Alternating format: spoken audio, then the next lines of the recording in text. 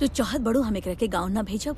ठीक बा, हमारे एगो शर्त बा, हमार शर्त के पूरा करा तब फिर हम एकरा के गाँव ना भेजब। हाँ करीना मैम, आप बोली ना, आप जे बोलब हम करब। आप बोली का करे के बा? सामी से एकरा के समीर भैया बना दो। बोलो, कर पैबू? बचावा, ये साइड में बचावा। अरे हम तारा बचावा, सामने खड़ा बानी, चिल्लात काहे बाड़ू? बचावा। ओ पृथ्वी चुप। ये साइड में। ए क्या छोड़ा हमके क्या का बतावे वाला रही? ई बतावे वाला रही कि करीना मैम जो भी कुछ कहली हा वो झूठ बा, सच नहीं के बकवास बा। चल झूठी ना सच्ची। हमके अच्छा तरीके से याद बा, तो हमके कहले रहलू कि समीर तो के अच्छा लागेला और ओकरा खातिर तोहरे दिल में कुछ बा। कैसन बात करतानी? कोई सुन ली?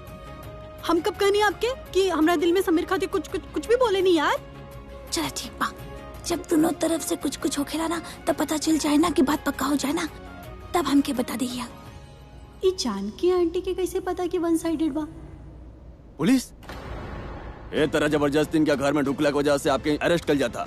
व्हाट? ए एक मिनट, आपके पता बा आप केकरा से बात करते रहो? हम ऐसा कुछ नहीं कहले ओके? इस तरह हाथ में का बा? ये हथियार से तू शर्लिन खुराना के मारे ही रहा। आर यू क्रेजी इंस्पेक्टर? हम इधर शर्लिन के मारे कहाँ हैं? और आप तक कितना बार हमारा घर पे दिखले बड़ा, हमारा बड़ा भाई का मंगेतर रही, हम काहे मारेंगे? इनकर चीख सुनने ऐसे हम इनके बचावे आ गए नहीं है। दैट्स इट, हम कुछ नहीं के कहले। आपके यकीन नहीं क्या होता ना तो पूछो इनसे, बताओ, बोलो। आपके कांस्टेबल अरेस्ट करें इनके। इंस्पेक्टर आप जल्दी, आप जानत नहीं काम कौन है? ठीक करा लुतरा में कुछ नहीं कहले। ए खामोश, जोन भी कहे के बना पुलिस स्टेशन में जाकर कहिया ले चला के। हम कुछ नहीं कहले, ले चला इनके। इंस्पेक्टर हम कुछ नहीं कहले। इंस्पेक्टर हमारी बात सुनो, चला ले चला खींचा इनके।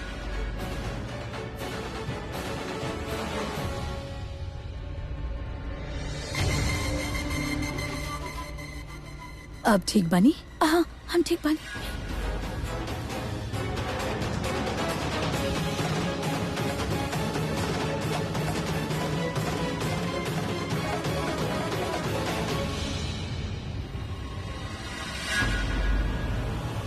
हम कब कह ले रही कि हमरा दिल में समीर खातिर कुछ बा? कुछ भी यार, कुछ भी बोले नहीं यार।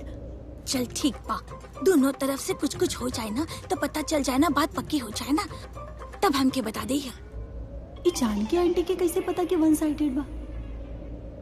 काहे कि हम ना हिंदी फिल्म बहुत देखेनी। एक तरफा मोहब्बत, दो तरफा मोहब्बत, तीन तरफा मोहब्बत, चार तरफा मोहब्बत। ये प्रेम कहानी बा ना हमके बड़ा समझ में आवेली। ये हमारा आँख बा ना, ये तो होके देख के ही कमजोर भई बा। अक्सर ना लोग ऐसा टाइम पे ना ये डायलॉग मारे ले कि हमार बाल धूप में सफेद ना भइले बानी, लेकिन हम ना हमार जो तजुर्बा बा ना वो आँख के बा। काहे कि हम ना टीवी देख के ना आँख से ही सीख ले बानी, ऐसे हम आँख के तजुर्बा बतावत बानी। जानकी आंटी आप पागल हो गई बानी का? कैसन बा? और तू ना पागल होके वाला बाड़ू, दोनों तरफ से पागल होके वाला बाड़ू। खैर छोड़ी, आप जे बोलले बानी सही बोलले बानी, बिल्कुल करेक्ट बोलले बानी, लेकिन आप हमार बात तो सुनी। आज हम भी करीना मैम के उल्लू बनैनी। हम उनका की ई यकीन दिला देनी कि हमरा और सैमी के बीच में कुछ भी नहीं खे। कुछ नहीं, जब त्योहार और समीर के बीच में ये बात पक्का हो जाए ना कि कुछ बा तो वादा करा, तो सबसे पहले हमके बताइबू। वादा कर। एक सेकंड, का वादा करा था आपस में? उमा वो जानकी आंटी बतावत रही कि जब उनकर यादाश्त वापस आ जाए ना तो सबसे पहले हमके बताइए आके। ये वादा है ना? समझ में आवा था हमके कि कौन सा वादा होता। ये जानकी जे तरह से आंख मारा था ना, जानकी काहे तो हमार बेटी के बिगाड़ा तारू का? ना बिगाड़ी तरह तारू, मतलब एक्टिंग करे सिखावा तारू, झूठ बोले सिखावा तारू, और ऊपर से माँ से कैसे झूठ बोलल जाला, बातें छुपाल जाला, वो भी सिखावा तारू। ना नहीं जी, इनमें सिखावे वाली कौन सी बात बा? अरे ये तो पहले से ही मास्टर बाड़ी। कपड़े चेंज करके आवत नहीं, हम अभी कपड़ा चेंज करके आवत नहीं, हम आवत नहीं कपड़ा चेंज करके। का कहलू तू अभी के चीज में मास्टरी वहाँ? नहीं सरला बहन जी। नाना तू कहलू कि ये जवान मास्टरी कैसे कइले रहे बा। ये सबके मास्टरी तो आपके बा। अरे नहीं नहीं नहीं, अब ये मतलब नहीं है, हमार मतलब बा कि ये सुधारे के मास्टरी आप में बा। पता ना कहा हो रहल बा, जुबान फिसले चली जा रहल बा। हम बोले कुछ और चाहत बानी और बोलत कुछ और बानी। असल में जे आप सुन ले बानी ना, वो हमके ना बोले की चाहत रहे। अरे बीजे हमके कब से बोले बानी और हम यही खड़ा बानी। हम 1 मिनट में हो एक मिनट हमके बात 1 मिनट ही नहीं। तू तो कपड़ा ज्यादा नहीं माँ, ज्यादा नहीं। हे भगवान, एक घर में सब पागल बस गए। या तो ये दोनों पागल बा या जल्दी हमके भी पागल बना दिए। सो जा सरला, लाइट भी बंद। काहे कैलस तू ये सब काहे कैलस? तो से कुछ पूछ रहल बानी। रिलैक्स, सब बता रहा है। हम ऐसा ये खातिर कहले कि हमके उहे सही लागल। ई गेम के कैप्टन के लागल कि गिल्ली डंडा प्लेयर के आउट करे खातिर ये फील्डिंग बेस्ट रहे। और देखा भइल भी वैसन, वो गिल्ली डंडा प्लेयर आउट हो गए और हम नॉट आउट, ना हम कैच आउट ही भइले। जब तू कॉल पे रहला त हमके लागल तू वो गुंडा समीर से बात कर रहल बड़ा या फिर केहू और गुंडा से। कम ऑन बेबी, अगर हम वो गुंडा से बात करत रहती तो हम तोरा सवाल के जवाब वही वक्त दे चुकल रहती जब तू हमरा से पूछला। तो संजू से बात कर लो। ज्यादा ओवर स्मार्ट बने की कोशिश मत करा। ई मत भूला कि वो हमार होखे वाला ससुराल बा, करण हमार होखे वाला देवर बा। हम अपन होखे वाला देवर के कैसे अरेस्ट करवा सकेनी? पुलिस आइल और ओकरा के अरेस्ट करके ले गईली। अरे जब तो हमके चीखे खातिर कहला, हमके लागल कि तू गुंडा के सिग्नल दे रहल बड़ा कि वो यहाँ पे आए और करण के साथ जे कुछ करे के बा, ओकरा के मारे के बा, पीटे के बा, आके ये कमरा में करी। लेकिन तू ओकरा के अरेस्ट करवा देलस। हाँ, अरेस्ट करवा देले काहे कि हमके वही सही लगल। अरे हमके लागल कि हमार सर पर जो खतरा ए वक्त मंडरा रहा ओका से बच निकले खातिर ये रास्ता सही रही। वही रास्ता के बाद ली का गलत कैली, बिल्कुल सही कैली। वो गिल्ली डंडा प्लेयर हमके पकड़े आयल रहले ना यहाँ पर, हम ओकरा पकड़वा देली। जे भइल से बिल्कुल सही भइल। ए वक्त के खतरा से तो तू छुटकारा पा ले लो, लेकिन ऋषभ लूथरा के होखे वाला बीवी के खतरा में पड़े से कैसे बचा सकेलो तू? बेबी इजे तू कहले बाड़ा ना, बहुत गलत कहले बाड़ा। अरे करे से पहले कम से कम एक बार हमसे पूछ तो लेता। काहे पूछी हम तोरा से? काहे पूछी हम तोहरा से? काहे हर काम करे से पहले हम तोरा से काहे पूछी? तो हमार बॉस हो। हम तो हर बॉस बानी। काहे कि लूथरस हमसे सवाल करी है, हम फंसब तू ना। हम तो से प्यार करेंगे, एकर ई मतलब नहीं के कि हमारे पास दिमाग नहीं खे। अरे गलती से गलत आदमी से प्यार हो गई, एकर ई मतलब नहीं के कि हम पागल बानी। जब देखा तब हमके मूर्खों की महारानी बोलत रही। हम मूर्खों की महारानी ना, तू मूर्खन के महाराज बाड़ो।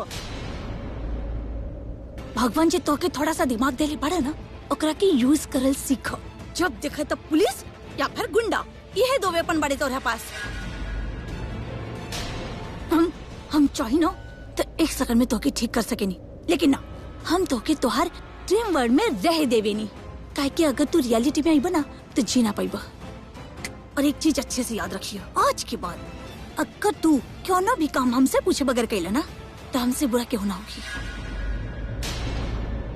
अरे हम छुप के दिखत रहली, तू बेहोशी के का एक्टिंग कर ले हो। ये बेहोशी के एक्टिंग के खातिर तो क्या अवार्ड मिल सकेला? अरे हम जो कहनी सो कहनी, लेकिन तू का कैला?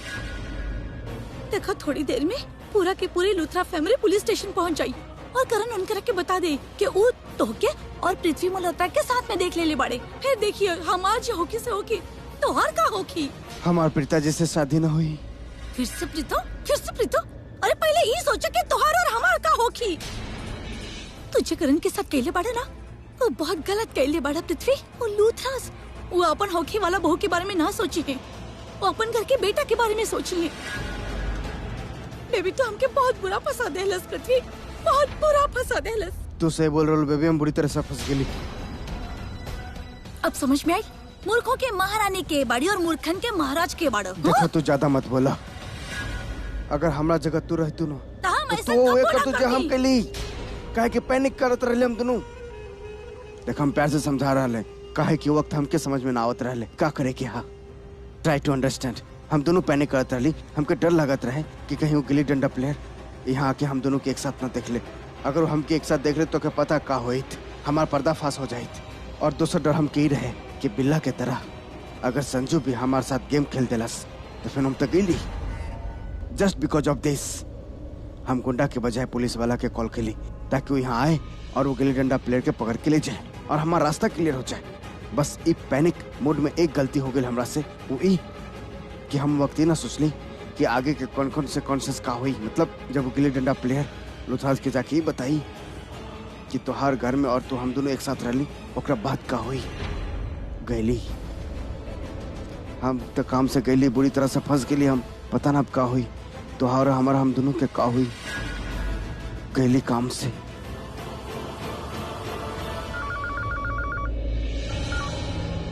हेलो का जी जी हम अभी आए। अब भाई कहाँ जा रहे बानी आप? करण के पुलिस गिरफ्तार कर ले बा। का गिरफ्तार कर ले सा काहे? वो ना पता, पर आप चिंता मत करें, हम आपके बेटा के लिए आए। हम भी चलब आपके साथ भाई। हम भी चलब। अच्छा हम गाड़ी की चाबी लेके आते हैं। बाय ऋषभ जी। बाय ऋषभ जी, अगर आपके पास करण के फोन आई तो हमरा के भी फोन करके बता दी हा क्यों ठीक बाड़े। हम बिल्कुल ना बताए आपके काहे बताई। हम ओकरा से फोन करवाएम आपके और सॉरी भी बुलवाएम। ना ना एकर कोनो जरूरत ना बा, हमरा के तो ओकरा से बात ही ना करे के बा। बस आप हमरा के बता दिया कि वो ठीक बता, हम टेंशन फ्री हो जाए। बाकी ओकरा के कौन सा हमनी के पड़ल बा, अगर ओकरा के फिक्र होकर तो फोन करके बता देता ना कि का हो रहल बा। वो फोन कैलस ना ना तो हम काहे इतना सोची। बस आप हमरा के बता दिया करण की गिरफ्तार काहे कर लेला सा। चली एक मिनट, हम ऋषभ के फोन करते थे। दी ई का हो रहल बा हमनी के घर में, कभी करण कभी ऋषभ। अब आई थिंक वो करे फोन डैड के फोन में। एक मिनट। हाँ जी डैड। हाँ ऋषभ बेटा, वो करण के पुलिस गिरफ्तार कर ले बा। अरेस्ट कर लेलस? करण के अरेस्ट काहे का भइल का बा डैड? वो चोरी छिपे के घर में घुसे के जुर्म में पुलिस गिरफ्तार कर ले ओकरा। हाँ डैड, लेकिन केकरा घर में घुसे के वजह से अरेस्ट करे बा पुलिस? बेटा पुलिस हमके इन्फॉर्मेशन ना देले बा और बस हम कितना बतेला। हम पुलिस स्टेशन पहुंचली तो पुलिस स्टेशन पहुंचे। आप बिल्कुल टेंशन मत ली, हम हो जाओ तनी। करण के कुछ ना हो, आप बिल्कुल टेंशन मत ले डैड। हम पुलिस स्टेशन आओ तनी। ओके हाँ ठीक है, ओके ओके चली चली दी। हाँ चली चलो। चली। ऋषभ जी चलिए फटाफट पुलिस स्टेशन चला था नहीं। वाह, आज कितना मजा करनी ना हमनी के, कितना पागलपंती करनी जा। What madness we had. हाँ कैसे कर लेनी ना हमनी के ये सब। करेक्ट। वैसे हमें को बात समझ गई नहीं कि हमनी के दोनों आजकल एक दूसरे के इशारा समझे लागल बानी। हाँ वो तो बा। चला शुक्र बा रब के, इशारे तक तो पहुंच ही गई नहीं हम। त एकर मतलब? एकर मतलब का? तू बताओ ना एकर मतलब का। हम का मतलब बताई, तू बतावा।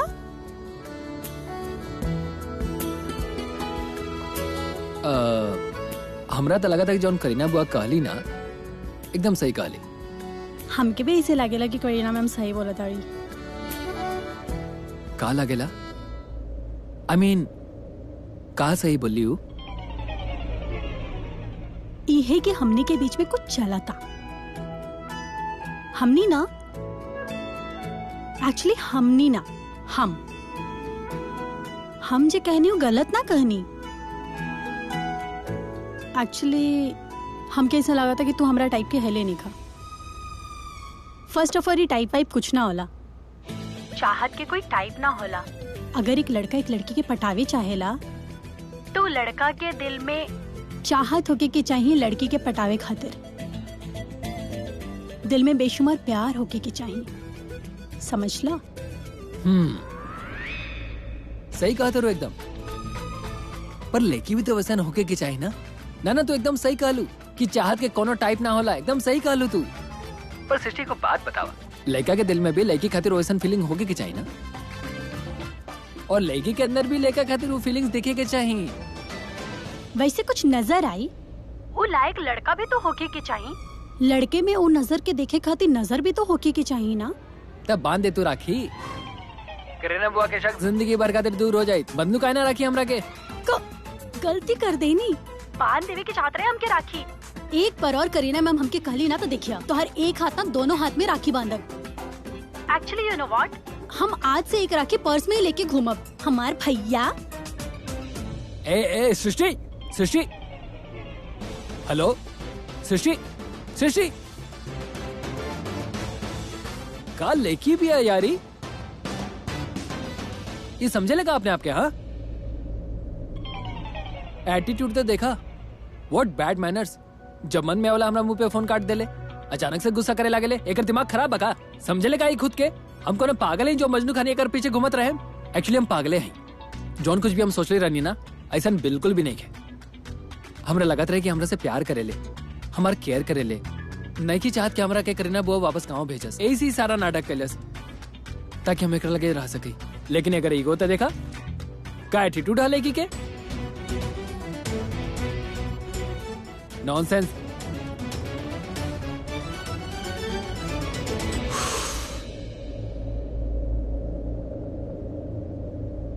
वैसे एक बात था बा, ये लड़की ना एक नंबर के झूठी भी है, बहुत बड़ा लायर भी है। हम जानत नहीं हमरा खातिर केयर करेले, हमरा से बहुत प्यार करेले, चाहे जितना मर्जी कह लो। हम वो टाइप के लड़का नहीं की, लेकिन हमरा पता बा हम एक टाइप के लड़का हई। I know that.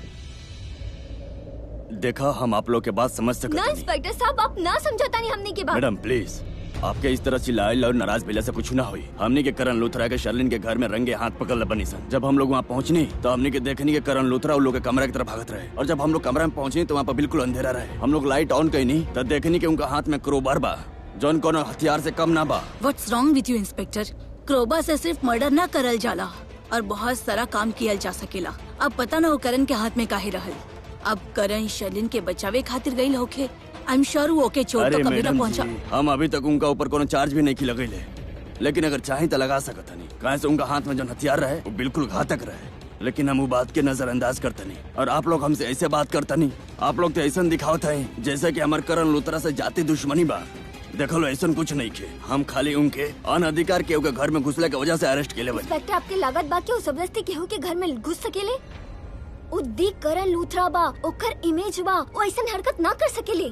और करण शर्लिन के होखे वाला देवर बा, आप ओकरा पे कोनो चार्ज ना लगा सकेनी। ई रिश्ता के नाते आप ओकरा के अरेस्ट ना कर सकेनी इंस्पेक्टर साहब। देखिए, अभी आप लोग हमके डिस्टर्ब करता नहीं। इंस्पेक्टर साहब, हम आपके डिस्टर्ब ना करके चाहते, लेकिन अभी आप कहली कि आप जब करण के गिरफ्तार करी तो ओकरा हाथ में क्रोबार रहे, लेकिन आपके ओकरा पास से कार्ड भी मिला जो आपके टेबल पर पड़ल है। इंस्पेक्टर साहब, वो इहे बैचलर पार्टी के कार्ड ही देवे खातिर गेल रहे सलीन के। दिन में बिजी रहे खातिर ना जा पाए, एक खातिर रात के गेल, और सलीन ओकरा के और समझ ले। ये बिल्कुल सही कहा तारे, इहे होकल होखी। ऐसा न भइल बा, ये सिर्फ आप लोग के अंदाजा बा, और हम आप लोग के अंदाजा के हिसाब से काम ना करें। हमके मिस शर्लिन के घर से फोन आई रहे, वो गलती से फोन कैले होखे आपके। ओकरा की पता न रहल ना कि करण ओकरा घर जाए वाला बा। करण ओकरा के बतौले ही ना होखस। शर्लिन के हुआ और काम से दरवाजा खोल होखस और वही वक्त करण ओकरा घर पहुंच गई होखस। अब अंधेरा, आप ही कहनी ना, अंधेरा रहल। शर्लिन करण के देख लेना होखस और कदमन के हाथ से उड़र गई होखी और वो आपके फोन कर देली। यस हाँ, अंधेरा में केहू के चले के आवाज आवेला था, दिल के धड़कन तो बढ़ी जावेला। और इंस्पेक्टर शर्लिन तक घर पे बिल्कुल अकेला होखी, वो तो बहुत डर गई होखी। और अब तो जाना था ना, शर्लिन थोड़ा कमजोर दिल की बा, जरा सा भी आहट सुने ले तो बहुत घबरा जावेले। लेकिन हम किसी जानता नहीं ये सब बात। ओ इंस्पेक्टर, हाल ही में आपकी जेल से मोनिशा भाग के हमने के घर में घुस गई रही। ता हो सकेला कि शर्लिन ई सोच ले होगी कि मोनिशा फिर से पुलिस स्टेशन से भाग के होकर घर में घुस गई होगी। अब वो है इंस्पेक्टर बानी ना जब मोनिशा के अरेस्ट कर ले रहे। थैंक यू सो मच सर। आप एगो चलत फिरत खतरा के अरेस्ट कर लेनी हम। ना आप लोग हम कैसे? अरे इंस्पेक्टर साहब, आपके 100% गलतफहमी भइला। करण ऐसा कहिए ना सिख सकत। ना ऐसा नहीं कि हम शर्लिन बताओ करण के पहचान लेना होखस। अरे ऐसा भी नहीं कि हम। शर्लिन करण के देखे डर गई होगी, यही खातिर वो अपन घर से आपके घर में फोन, आप लोग समझे कि पुलिस स्टेशन में फोन कर देलस। तू बार बार मुसीबत के काहे न्योता देला हमार भाई? तेरा पता बना कि जेल वेल के चक्कर इंसान के जिंदगी, इंसान के करियर पूरा खत्म कर देला यार। गलती से भी एक गलत चार्ज लग गई ना करन तो पूरा जिंदगी बर्बाद हो जाए, करियर खत्म हो जाए। और जो कुछ भी चला था ना, अंदर बाहर सारा मैं से बाहर निकल दिया जाए। फिर क्या करबा तू? हमरा के बताओ तनी। शर्लिन के घर के दरवाजा तोड़ के अंदर घुसे के क्या जरूरत रहे? ऐसा हम दोनों जान के एक साथ देख ले रानी। हमके शर्लिन और पृथ्वी पे शक हो गई रहे और हम हुए शक कंफर्म कर गए रहो और हम कुछ गलत नहीं किए पहले। तहार दिमाग खराब हो गए बा, और कुछ नहीं है। करण, हम भी जाना था नहीं कि पृथ्वी गलत इंसान।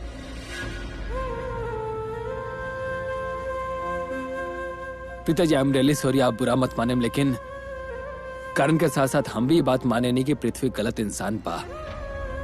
पर एक मतलब इन एक है कि शर्लिन और पृथ्वी के चक्कर चलता। वो दोनों जन के चक्कर चलत बा, तू कुछ नहीं का जाना।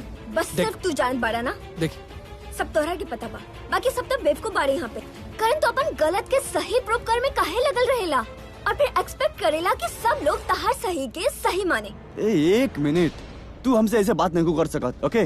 और तारा मानला ना मानला से क्या होके वाला बा? सच बदल जाई का? सच के सच ना बोला से सच ना बदल जाला मैडम, सच सच्चे रहेला। हम वो दोनों जन के एक साथ देख ले रहनी, ओके? दोनों कुछ ही मिनट के डिफरेंस हम लोग के घर से निकलल। शर्लिन पृथ्वी के गाड़ी में बैठल और दोनों जन शर्लिन के घर गई लो। हम कहीं नहीं के पता दोनों जन के बीच में क्या रिलेशनशिप बा, लेकिन दोनों जन के बीच में कुछ न कुछ चला था। और ये सब हम ये दावा के साथ कह सकता नहीं, कहे से जब दोनों जन शर्लिन के घर गए तो हम दोनों जन के पीछे कहीं नहीं। तू पृथ्वी और शर्लिन के दोनों के शर्लिन के घर के अंदर देखला? चला था, देख ले रहला करण। ठीक बना देखनी, बट आई एम 100% श्योर वो दोनों जन घर के अंदर रहे, शर्लिन के घर पर रहे। वो दोनों जन हमके देख ले लो, डर गए हुई। एंड आई एम 100% श्योर ये जो हम जेल के अंदर बानी ना, ये वो दोनों का ही प्लानिंग हुई ताकि वो दोनों को हम पकड़ ना पाए। तू बस हमके यहाँ से बाहर निकलवा दे एक बार। अरे हमारे बात की यकीन करो लो यार, तो दोनों जन कर। इंस्पेक्टर तो के छोड़े खाते तैयार हो गए, लेकिन एगो शर्त पर। कहा ये के शर्लिन के 2 घंटा में आके अपन कंप्लेन वापस लेवे के होगी, वरना दोबारा अरेस्ट कर ली। हमारी बात सुन लो आप लोग, हमारा खातिर शर्लिन के सामने गिड़गिड़ाए केहू भी ना जाई, दैट्स फाइनल, ओके? तो फिर का चाहत बाड़े तू? लॉकअप में बंद रहे चाहत बाड़े? अरे अगर केहू से छोटा सा रिक्वेस्ट करे से हमार कम बनता तो ओकरा में कोनो हर्ज हर्ज ना बा, बा। हमके शर्लिन से हर्ज बा, ओके? इतार हर्ज नहीं के, इतार ईगो बा। ये पुलिस के मैटर है, जा अपन ईगो साइड में रखा। देख ऋषभ, हमारा बात के समझे कोशिश कर। ये ईगो के मामला नहीं खे। तू शर्लिन के सामने, केहू भी शर्लिन के सामने हमरा खातिर गिड़गिड़ाए ना जाई, दैट्स इट। करण, हमने तो हर बात मान भी ली, फिर भी हमने के शर्लिन के जरूरत बा। वो कंप्लेंट वापस ले तभी तू घर जा सकेली। हमके यहाँ रहल मंजूर बा, ओके? लेकिन शर्लिन के पास जाके कौन जरूरत नहीं खे। पागल हो गए बड़ा का? करण हम तो हर गुस्सा समझ सके नहीं, पर तू भी शर्लिन के समझे के कोशिश तो करे ना। इतना वक्त से जानत बढ़ तो शर्लिन के, और अब तक ओकरा के समझना पहिला। बेटा वो तोहरे खिलाफ कबो ना जाई, वो हमनी के फैमिली के होखे वाला बहु बाड़ी। वो तो वहाँ अंधेरा रहल, ओकरा के पता न रहल कि वो तू बाड़। घबरा गईली, ऐसे पुलिस के फोन कर देली, डर गई होखी बेचारी। बेचारी? और वो ओह, करण बस करा, यहाँ बहस मत करा। अगर पुलिस वाला अपना इरादा बदल लेलस और तोहरा के ना छोड़े ना, और पूरा मीडिया के पता चल गई कि दी करण लूथरा फिर से जेल में बा, वो पूरा के पूरा मीडिया तहार पीछे पड़ जाए। बेहतर ये होगी कि हमने घर चल के बात करब।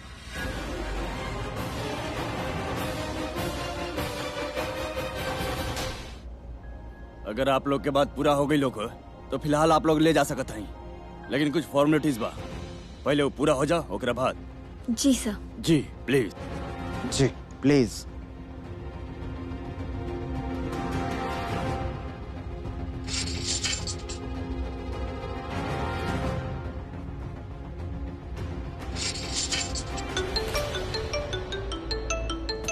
ऋषभ के पता चल गई या ना कि हम और पृथ्वी एक साथ रहले? ये बात तू जानत पड़ा कि ना?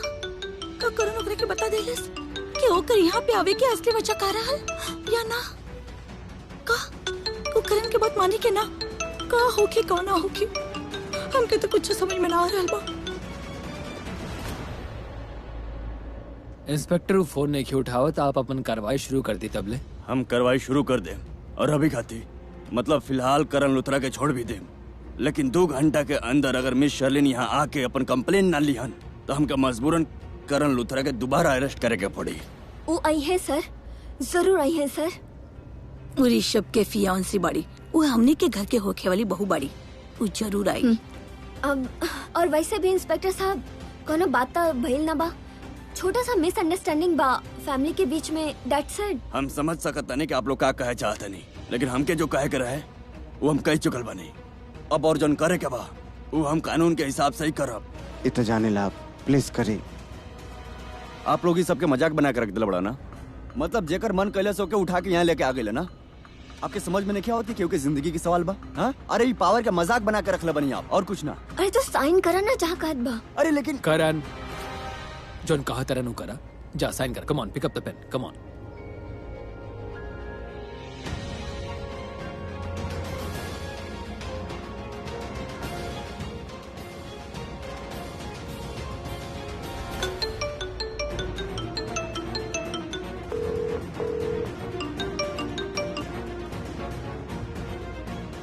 Hello Rishabh ji. Shalini, is everything okay? तू ठीक बाड़ू? हाँ ऋषभ जी, हम तो बिल्कुल ठीक बानी। ना ठीक लागत नहीं को यही से बोला था नहीं हम। तारा ये टाइम घर पे होके के चाहे रेस्ट करे के चाहे। कहाँ बाड़ू तू? घर पे ही बाड़ू ना? हाँ ऋषभ जी, हम घर पर ही बानी। का भाई? ठीक बा, ता हम घर पे आओ तनी। I need to talk about something, okay? Just be there. ओके।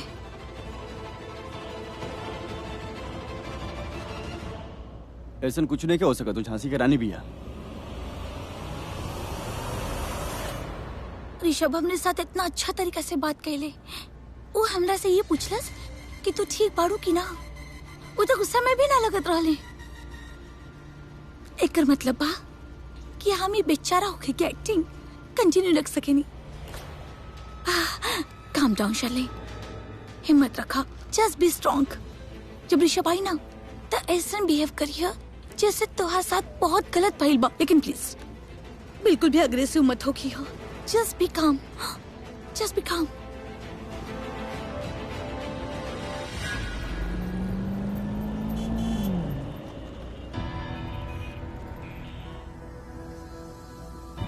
का पूरा रास्ता ऐसे मुंह फुला के बैठा रहबू, बात ना करबू? तो हमार मुंह मत खुलवावा, कुछ बोल देनी ना था। हाँ तो बोला बोला बोला। तू अपने आप का समझत का बारा? तू गाड़ी रोका। व्हाट? तू गाड़ी रोका। हम कहने गाड़ी रोका ना। वो प्रीता, प्रीता, अरे भइल क्या यार? तोहरा के का हो गई बा? दिमाग से तो काम लेवे के ना बा। तैश में आके चेक बंद करेला वो करेला। तोहरा के पता भी बा जब तू मुसीबत में होखेला तो तहार घर वालन पे का बीतेला। प्रीता, ये सब तो कुछ ज्यादा ही सीरियस लेता रही यार। अब तो हम बाहर भी आ गए तो नहीं। बात मत कर हमरा से। सीरियसली करन, हमरा पे का बीतत बा, तहार घर वालन पे का बीतता। तोहरा के कोनो फर्क ना पड़ेला। हम तोहरा के फोन करले रही ना, पूछले रहनी ना तोहरा से कहां बा करन, केकरा साथ बारे, लेकिन तू हमरा के ना बतेला। हां कब पता चला हमरा के कि तू पुलिस स्टेशन में बारे? हम तो सोच ले रहनी कि तोहरा से कभी बात ना करब, लेकिन जेल का होत बा पता बा तोहरा के? सलाखों के पीछे जाना का होखेला पता बा तोहरा के? देख ले बानी, हम माँ के देख ले बानी, सृष्टि के देख ले बानी, तोहरा के देख ले बानी। जो तोहरा से प्यार करेले ना तो हर फैमिली के लोग वो पागल हो जावेले बाहर। उनका के समझ में नहीं आवत कि वो का करी। लागत बा सारा दुनिया खत्म हो गई बा, केकरा पास जाई का करी ना समझ में आवेला। लेकिन तोहरा के कोनो फर्क ना पड़ेला। तो ऐसा हरकत काहे करेला कि ऐसा जगह पे जाए के पड़े?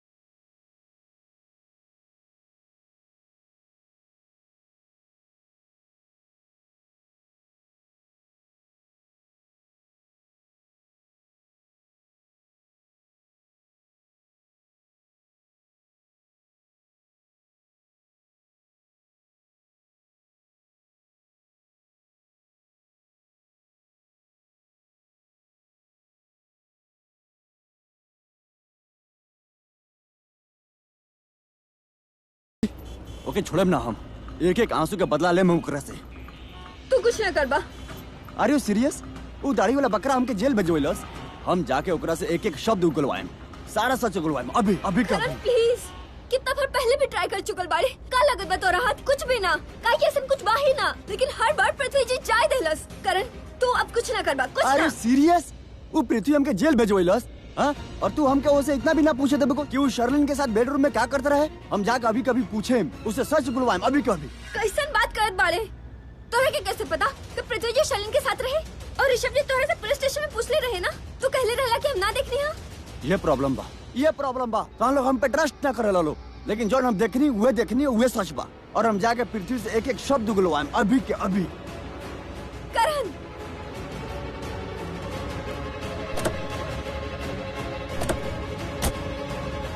हम कहनी ना, तू पृथ्वी जी से कौन बात ना करबा। हम करे। करण तू बात ना करबा, हम बात करब, ठीक बा? हम करे। कहाँ जात बाड़े तू? रात जावे के रहे, पृथ्वी जी के घर वहाँ से आवेले। हम पृथ्वी घर नहीं की जात, हम शालिनी के घर जाता नहीं, कहीं से पृथ्वी वही जा हुई, दोनों पार्टी करते हुए। तो पागल हो गई बाड़े का? पृथ्वी जी वहाँ काहे होगी? ऋषभ जी गए है ना वहाँ। हाँ तो पृथ्वी भी वहीं पे हुई, छुपल हुई कहीं पे। पृथ्वी जी अपना घर पर ही मिली है। तू चाहते ना पृथ्वी घर जाए के? ठीक बा, पृथ्वी घर चल जाओ, लेकिन अगर वहाँ ना मिलल ना तो शालिनी के घर जाए के और घर के एक एक कोना छान मारे के, इनफैक्ट वो काम करे के पूरा फैमिली को वहाँ बुला लेवे के, सबके वो अपना आँख से देख ली, फिर तो कहीं ना भाग पाई। कहीं से अगर हम बोले कि पृथ्वी और शालिनी के एक साथ हम देखनी है तो कोई हमारे बात पे विश्वास ही ना करी, हम क्या सबूत देवे के पड़ी। लेकिन सब कोई दोनों के एक साथ देख ली ना तो सबके उनके समझ में आ जाए कि दोनों के बीच में क्या चलता। पृथ्वी जी अपना घर पर ही मिली है, और अगर मिल गई लेना तो तू ओकरा से बात करिया, हम ना करब। पहले मिलो तो सही। मतलब ई कि हमके पता बा कि वो कहाँ बा और ओकरा दिमाग में का खिचड़ी पक रहल बा। कहीं ऐसा ना हो कि करण कि तहार साथ जावे खातिर हमरा के पछतावे पड़ी। मगर हमारा साथ आवे में इतना पछतावा बता, हमारे खातिर जेल में काहे मिलू तू?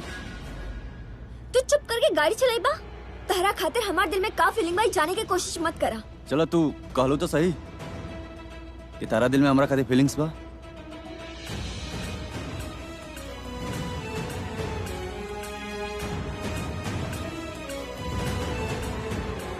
वैसन वाला फीलिंग्स ना बा। फीलिंग्स तो बा ना, बताओ ना कैसन वाला फीलिंग्स बा।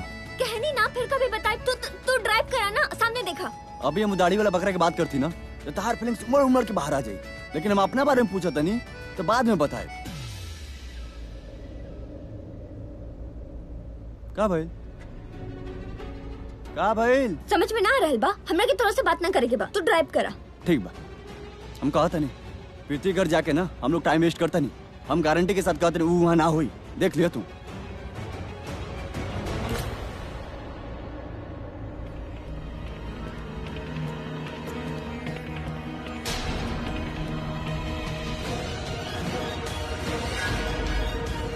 शर्लिन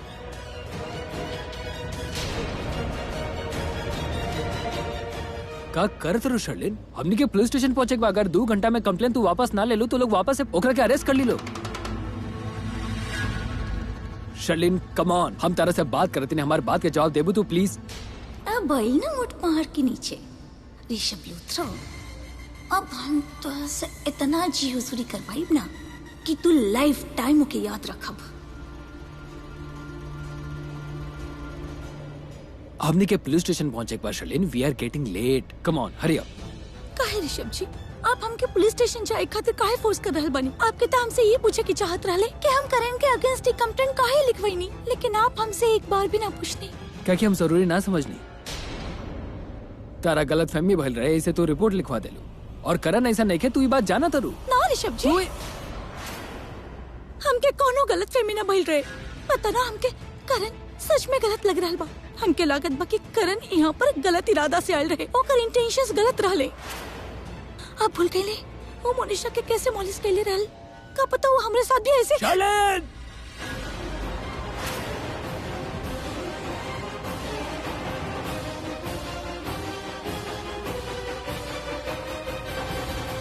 हमार भाई हाउ, हमरा हैरानी होता शर्लिन कि तारा ऐसा लागत है कि करण मोनिशा के मोलिस कैले हुई, इस जानते हुए भी कि मोनिशा कितना झूठी लेकी है, वो करण के खिलाफ कितना झूठा इल्जाम लगे ले बिया, कोर्ट में ओकरा के झूठा साबित कर ले बिया, बावजूद एकर तारा लगा था कि करण कल्प्रिट बा। तू करण के ऊपर इल्जाम लगाओ तो शर्लिन, जो लेके हमारे परिवार की इज्जत नहीं कर सकत, हमारे भाई के खिलाफ इतना घिनौना इल्जाम लगा सकत या। I am really sorry. हम ओकरा साथे अपन जिंदगी ना बिता पाए।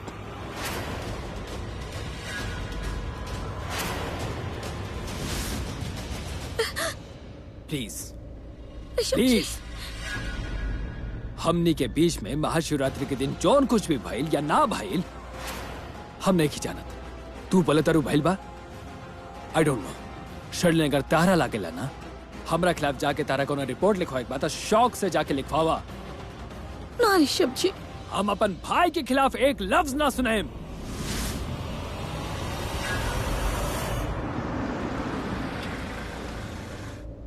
आ गई तहार पृथ्वी जी के घर।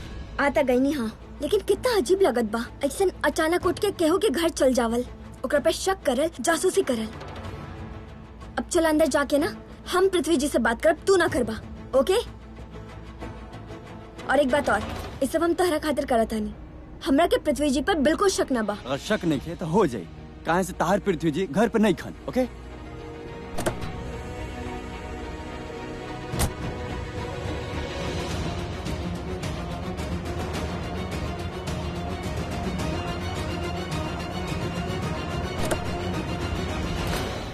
हम तारा से कहा था नहीं कि पृथ्वी जी घर पे नहीं खान, लेकिन ना ताकि तुम्हारा पैर की तकलीफ देवे के बा। हाँ? What? हम तोहरा के तकलीफ देता नहीं, या तू हमरा के तकलीफ देत बाड़ी जे तू हमरा के यहाँ तक लेके आल बाड़े। अब चुप करा और हमरा साथ अंदर चला, वरना हम अंदर जाके पृथ्वी जी से बात करके आ भी जाए तो तू कौन सा बाने वाला बा? हमरा के कहबा कि हम झूठ बोलता नहीं या हम पृथ्वी जी के होके के सपना देख लेनी है? तो चला हमरा साथ। एक मिनट प्रीता अरोड़ा, तू केहू के संगे कॉन्ट्रैक्ट साइन कर ले बड़ू, हमरा संगे झगड़ा करे के? हैं? कोनो कॉन्ट्रैक्ट साइन करे के जरूरत बा का? जौन तरह से तू बात करेले कि हो भी तोरा से इहे टोन में बात करी है, जो तोरा के झगड़ा लगी है, कहे कि राय के पहाड़ बनावल और बात के बवाल बनावल तहर बहुत गंदा आदत बा। हमार का गलती? ये बात तू तब कही है ना जब तार पृथ्वी जी घर पे ना मिली है। चला चला, बजाओ बेल बजाओ।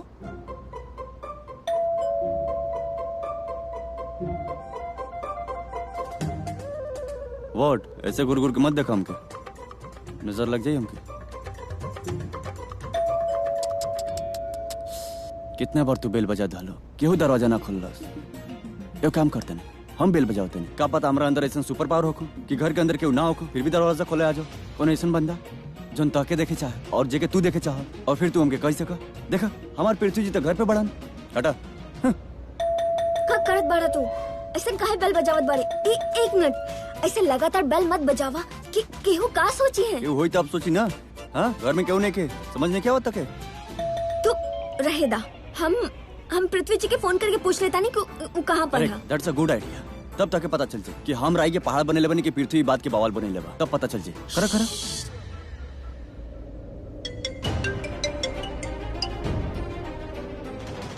जी प्रीता जी। आप पृथ्वी जी आप घर पर ना बानी का? ना प्रीता जी, हम घर पर ना है, हम हॉस्पिटल में है प्रीता जी। हॉस्पिटल में? का? हाँ प्रीता जी, हमके आपके बहुत जरूरत है, आप प्लीज जल्दी से हॉस्पिटल आ जाइए। ये भी ओकर कोनो नया पैतरा हुई। लेकिन आप हॉस्पिटल में काहे बानी? ऐसा का हो गई? प्रीता जी आप भूल गई, वो नाइफ लगा की वजह से हम अब जख्मी हो गए रही, तो हमके बहुत दर्द होते रहे ना, तो हम सोचली कि एक बार हम हॉस्पिटल आके चेकअप करवा ली। तब यहाँ जब हम चेकअप करवाए रही तो डॉक्टर हमके कहले कि घाव बहुत गहरा है और आपके एडमिट होए के पड़ी। आप बिल्कुल चिंता मत करी, हम अभी पहुँचाता नहीं। कमाल के बात बा, यहाँ हम ओके भेजे के चाहते नहीं, खुदे पहुँच गए। एक काम करके हॉस्पिटल चले के वहाँ पृथ्वी जी के नया रूप देखे के मिल जाए। That's it.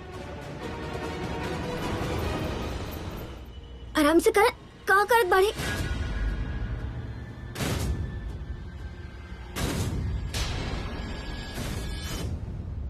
हम तोके और सरलिन के एक साथ देख रहे, और हम ये भी देख रहे कि तू कितना सफाई से बुआ के झूठ बोल रहा है। ना आंटी जी, डॉक्टर के रह जाओ, हम घर जाते नहीं, कहाँ से मॉम इंतजार करते हैं, उनके टेंशन हो जाएगा हम लेट पहुँचे तो। हाँ, जबकि खाली सब तो नाटक रहे, तोरा घर पे क्यों रहे ही ना।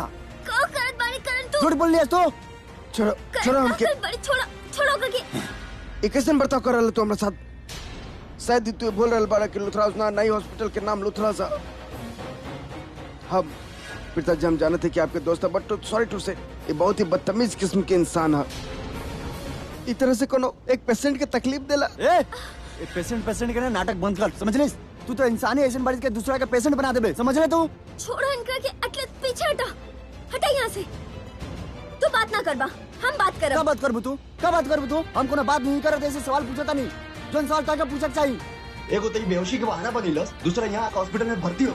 चुप हो जा कर। बेहोश? पिताजी का बोल रहा है? क्या बेहोश हो गई? सब ठीक है ना पिताजी? हम आपको बतावता। हम तो क्या बतावता नहीं। हम तो के और शर्लिन के 1 मिनट के डिफरेंस पे हमारे घर से बाहर निकलते हुए देखमी। बुआ तो के रोके खातिर कोशिश करते रही, तू उनका झूठ बोलबीस ना आंटी जी। वो हम घर पे इंतजार करते हुए, फिर शर्लिन तोरा गाड़ी में बैठवे और तू ओके घर ले गई। यस पृथ्वी मल्होत्रा, हम सब कुछ अपना आँख से देखनी और तू अब झूठ मत बोलिए। कहां से कि हम बात साबित कर सकते नहीं। कहां से हमारे घर के आसपास, घर के अंदर सीसीटीवी कैमरा बा। कहा बोलत जा बारे तू? चुप हो जा करन। ना बोले थी काका, ये जो भी बोल रहा है बिल्कुल सही बोल रहा है। सलीम जी हमारा साथ रह ले हमारे गाड़ी में, पर हम घूमे के खातिर ना जाते रही प्रीता जी। हम तो बस सलीम जी के उनका घर तक ड्रॉप करे जाते रही। हम तो उनका लिफ्ट दे ली। एक जेंटलमैन के कैरेक्टरिस्टिक है कि एक लड़की की हेल्प करे, हम वही कहली।